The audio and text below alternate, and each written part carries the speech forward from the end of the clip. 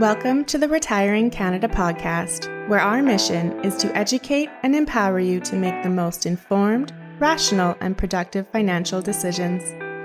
Hosted by certified financial planner, author, and chartered investment manager Michael Isbister.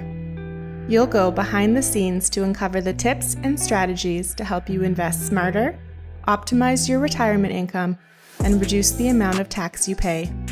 Michael is an investment advisor with Fundamental Wealth, a trade name of Harbourfront Wealth Management, a CERO dealer. And now, here's your host, Michael Isbister. Hello everyone, and welcome again to the Retiring Canada podcast. In today's episode, we're going to discuss how cash drag is clawing back your investment returns. Specifically, I'm going to chat about what is cash drag and how does it impact your retirement nest egg. 3 areas we find excess cash, some of it hidden. A reasonable buffer to keep in your bank account for ongoing needs. A misguided reason some may hold excess cash in their investment accounts. A simple example to put it all together and illustrate what you're missing out on. And lastly, as always, a few action items for you to consider.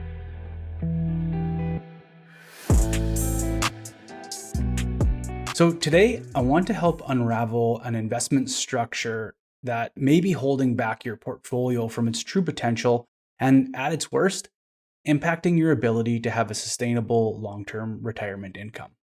It's called cash drag. In its simplest form, cash drag is the uninvested cash within your retirement portfolio. Maybe this is purely cash, or maybe it's a high-interest savings fund of some sort. At its surface, this cash may be in your retirement portfolio or a specific account for a predetermined purpose. Maybe you have a big expense coming up that warrants the money to be held in a very liquid, secure investment. Or perhaps you have an annual RIF payment coming up and you want to be sure the amount to be withdrawn isn't impacted by market fluctuations. If that's the case, I can fully understand why you would want to have pure cash inside of a portfolio. That said, I continue to come across 3 scenarios where cash makes up way too large of a retirement portfolio, even when factoring in short-term needs or a client's risk tolerance. So today, let's walk through these 3 scenarios where cash drag may be hurting your portfolio performance and put together an example at the end to help put some numbers to it. The first scenario I come across are individuals or families that simply have too much cash or in their checking or savings accounts.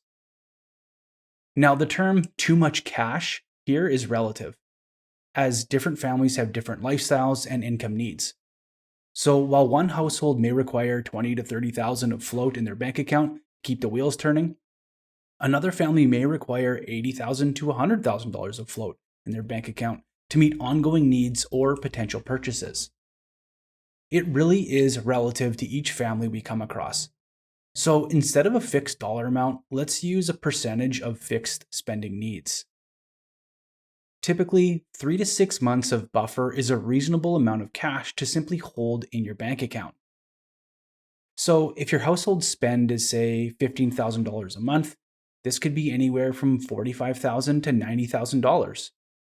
If your household spend is half that, $7,500 a month, then that works out to around $23,000 to $45,000.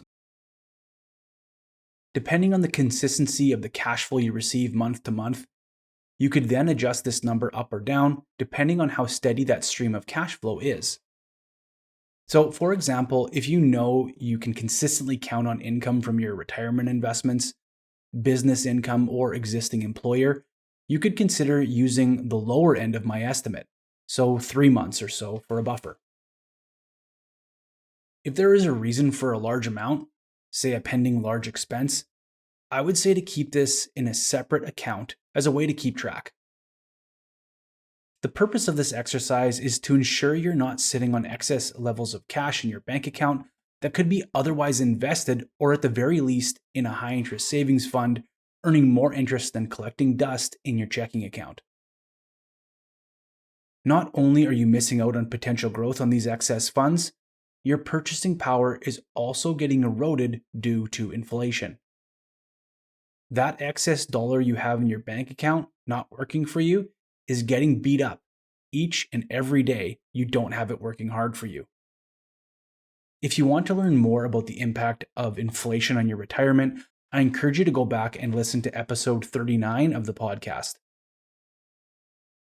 So, to put a bow on this first scenario, if you are sitting on excess cash not needed as a short-term income buffer or upcoming expense, you should consider some of the suitable options that align with the true time frame for that money.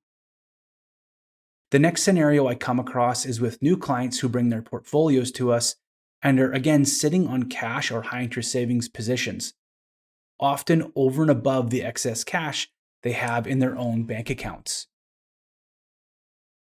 The difference with cash and high interest savings in a retirement account versus a bank account is there is likely a very real purpose for these funds, whether it be to pay for fees, an upcoming expense or purchase, or for ongoing income payments.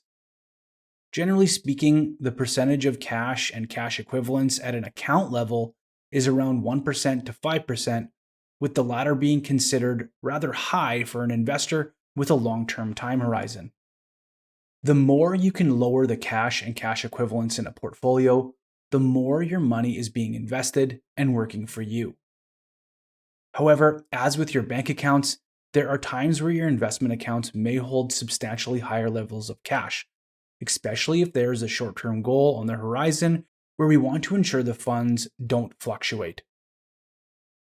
Outside of these specific goal-oriented holdings, your retirement portfolio should be optimized as best as possible to keep the cash and cash equivalents needed to administer your accounts as low as possible. In turn, keeping your investments more invested and keeping your money working just as hard as you.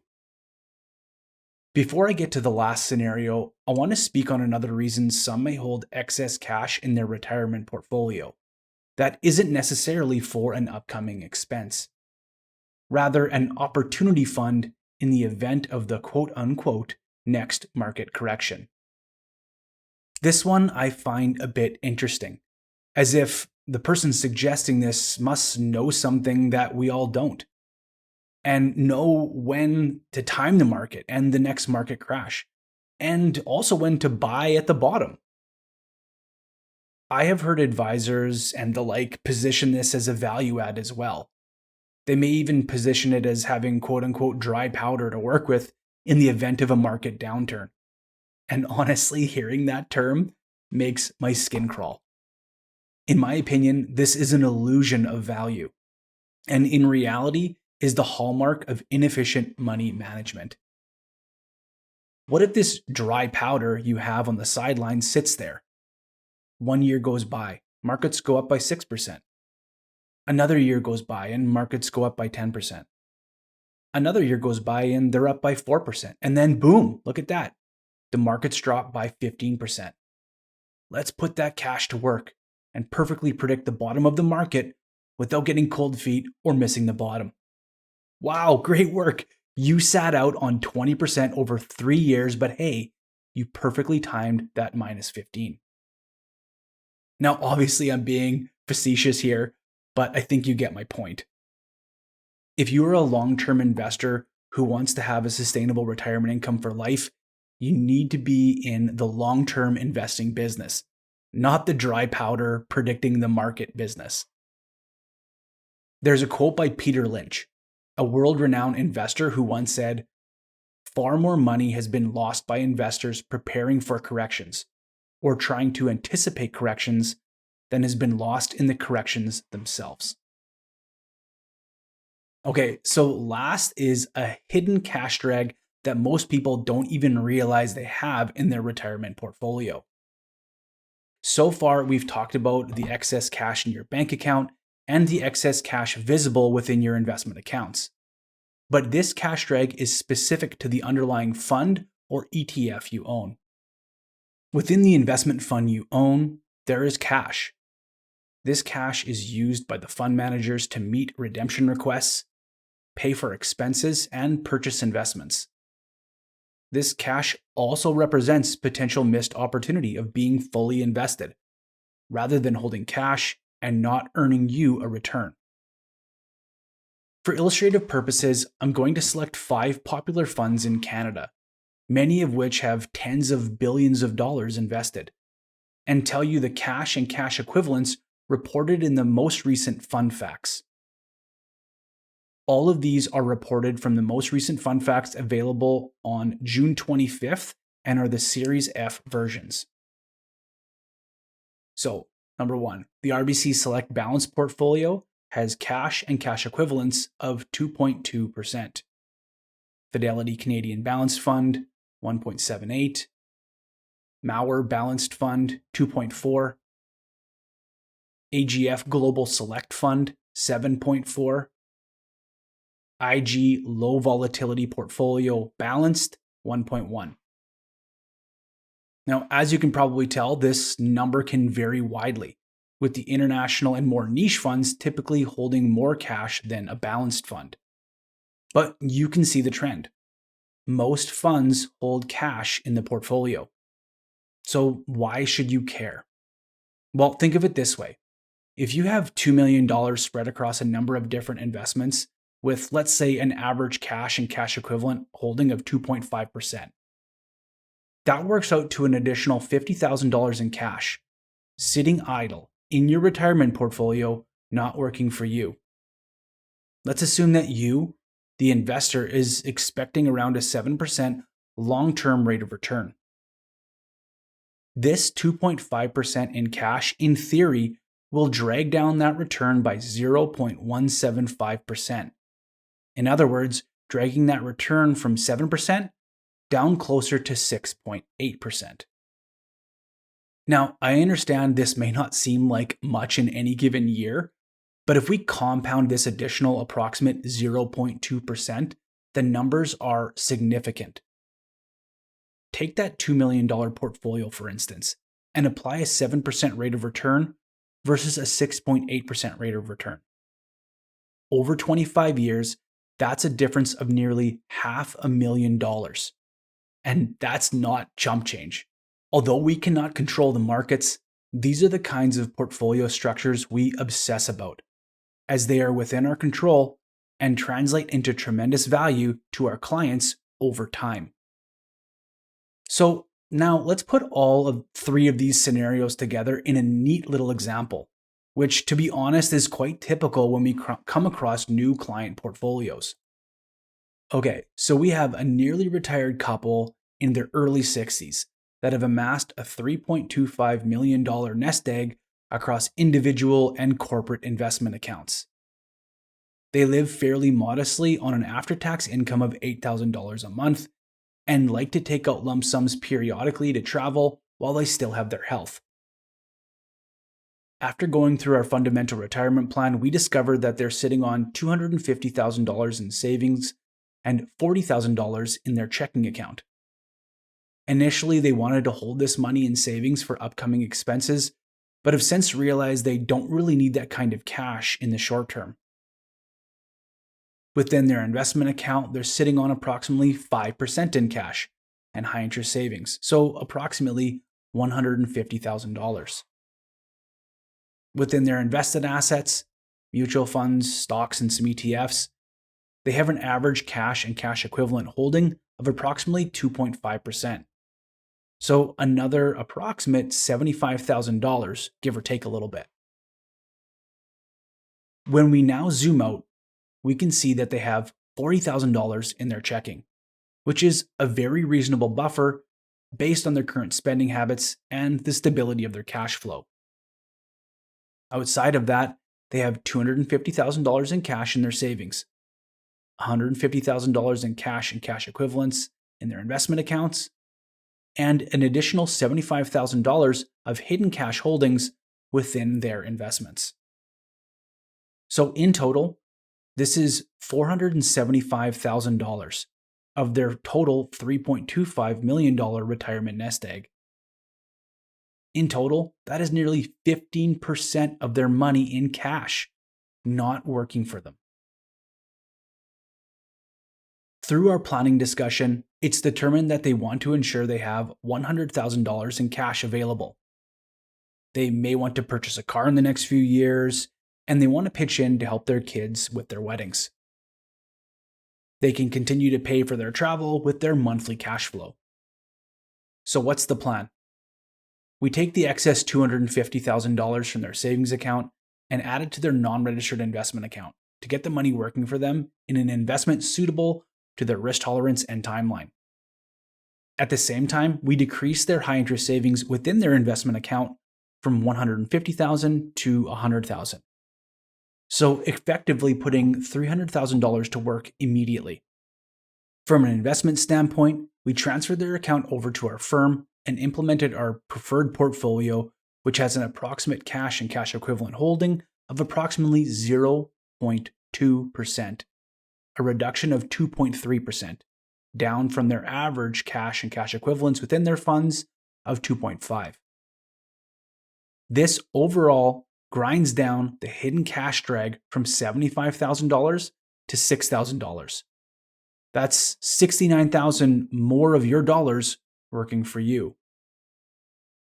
So putting it all together, this is a reduction in their overall cash holdings from $475,000 to just $106,000. That's now $369,000 more dollars working for this couple after reviewing their 3 areas that cash can build up: in your bank account, in your retirement accounts, and buried in your investments. If we apply a reasonable 5% rate of return to this now $369,000 over 25 years, going through our fundamental retirement plan added nearly $1 million in additional value versus doing nothing and letting cash erode your returns.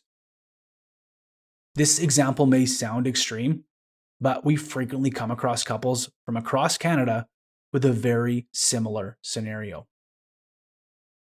Okay, so that'll do it for today. Only one action item for you today. Run through the 3 areas in your financial life where these monies can accumulate: your savings account, your investment accounts, and buried in your investments. If you want to take a deep dive on your investment portfolio, our team would be happy to do the legwork for you. So check out our FRP process on our website to get started. So that'll do it for today. Make sure you add us on all of our socials, LinkedIn and Facebook. If you haven't done so already, I encourage you to subscribe to the podcast and leave us a 5-star review in your favorite podcast app.